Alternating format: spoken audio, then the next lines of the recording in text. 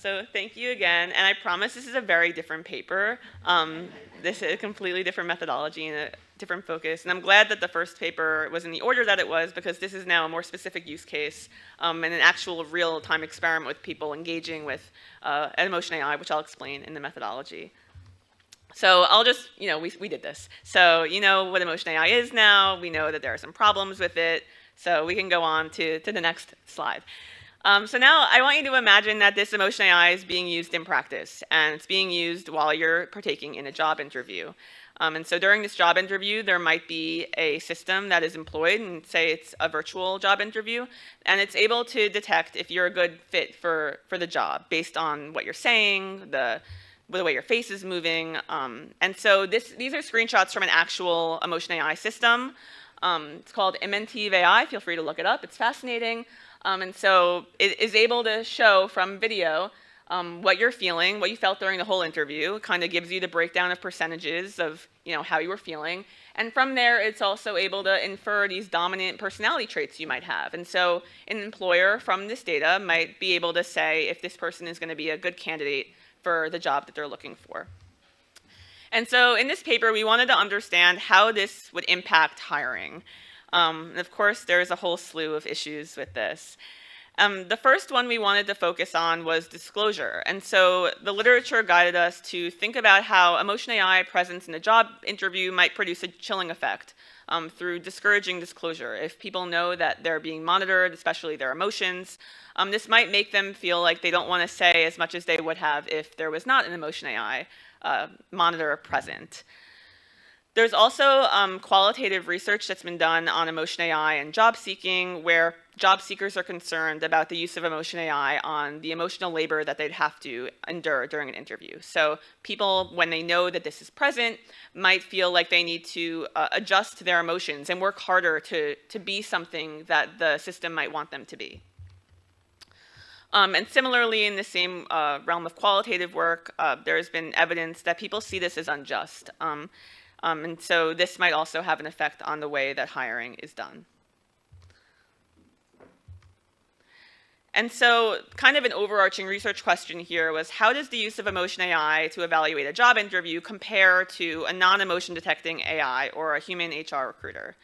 And so we did this through an experiment, and this is kind of a framework for what we did. So we manipulated in the experiment the evaluation source, HR, AI, or emotion AI, and our dependent variables were perceptions of justice, disclosure, and emotional labor. The literature also guided some control variables that we thought would be important to see if they had an impact here, so privacy concerns and identity factors. And also through the literature that has compared kind of AI and humans in interview settings has found that outcome favorability really matters. So that was also a manipulated variable in that people might be more okay with this if they get a positive outcome versus a negative outcome. So we wanted to manipulate that in the experiment. And so we recruited a representative adult US sample and oversampled for individuals likely to be disproportionately affected by emotion AI in hiring, so disabled individuals, people of color, and gender minorities.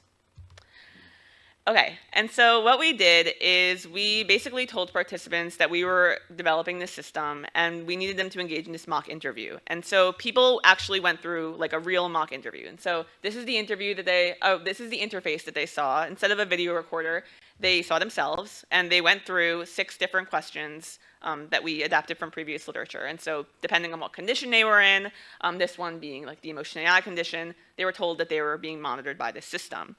And I really had fun with this methodology because, and this part of the contribution here, in that we actually collected less data than they thought we were collecting, of course. There was no emotion AI system. They saw themselves on the video, but we didn't collect any of that video. All we got was an audio that went through an encrypted API and was automatically transcribed because we just wanted to see what the amount of words they were saying to measure disclosure effects. And so we found that there was no significant difference in disclosure depending on who was evaluating it, whether it be emotion AI, or a human recruiter. But we did find a chilling effect for gender minorities when looking specifically at those in the emotion AI condition. So gender minorities seeing to disclose significantly less than their majority counterparts. We also found individuals perceived emotion AI as significantly less just compared to human evaluators. And so this is consistent with the qualitative research that has found similar findings, but showcasing that when people are actually engaging in this, they do see it as significantly less just than human. We found that all individuals perceived heightened emotional labor during their emotion AI evaluated interview compared to a non-emotion AI interview or a human evaluation. So there is this difference here when emotion is being collected that they feel like they need to engage in a heightened degree of emotional labor compared to some alternatives. And finally, we found some interesting findings in our models with respect to our control variable on privacy concerns. And so one of the measurements for privacy concerns we had was concerning secondary usage of data. And so when participants who underwent these interviews perceived a higher likelihood of secondary usage of data, they were less inclined to disclose personal information during the interview. So this highlights that when there are these privacy concerns with these systems during an interview, it will affect the way that they conduct themselves and disclose during an interview. And this ultimately has grave effects on the way that people perform and ultimately get hired. So this really has real effects on people's livelihoods. And so some key takeaways here, pushing against the use of emotion AI in hiring, which is, again, as I highlighted at the beginning, like real in practice, and people are interested in as they want to learn more about their candidates and be more efficient in their hiring.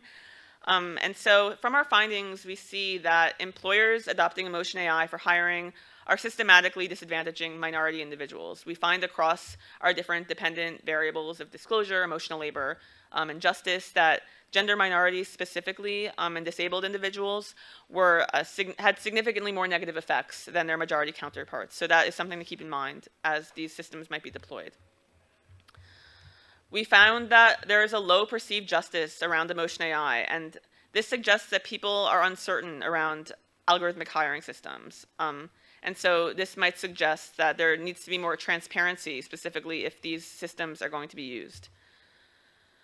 Our results support the US to similarly adopt what the EU AI Act has done in classifying the use of emotion AI in hiring as high risk. We see now through this empirical evidence that there are negative effects if we do this. And so maybe that means there needs to be more strict auditing mandates from US bodies such as the FTC or the EEOC. So thank you, and I'm happy to answer questions about this one.